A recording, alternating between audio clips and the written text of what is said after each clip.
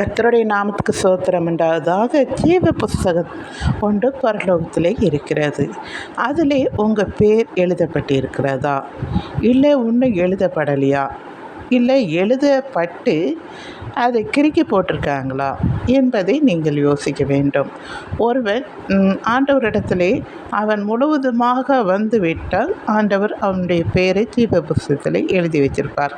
அவன் இடையிலே துணிகரமாய் அவன் பாவம் செய்யும் பொழுது அந்த பேரை கிறுக்கி விட்டிருப்பார். அவன் ஆண்டவரை விட்டு முழுவதுமாக அவன் விலகின உடனே ஆண்டவர் அந்த புஸ்தகத்திலேருந்து அவனுடைய பேரை கிறுக்கி போட்டுருவார்.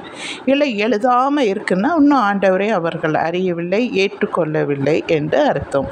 நீங்கள் எப்படி இருக்கிறீர்கள்? ஜீவ புஸ்தகத்தில் உங்கள் பேர் எழுதப்பட்டிருக்கா, இல்லை இன்னும் எழுதப்படலையா, இல்லை உங்கள் பேர் கிறுக்கப்பட்டிருக்கா என்பதை நீங்கள் யோசித்து பார்த்து ஆண்டவரிடத்திலே ஆண்டவரை என்னை மன்னித்து விடுங்கள் என்று ஆண்டவர்கிட்ட மீண்டுமாக வாங்கள். வந்து ஆண்டவர்கிட்ட முழுவதுமாக எப்பொழுதும் சார்ந்திருங்கள். சரிங்களா? உங்கள் பேர் கிறுக்காதவன்னு பார்த்துக்கொள்ளுங்கள். நன்றி.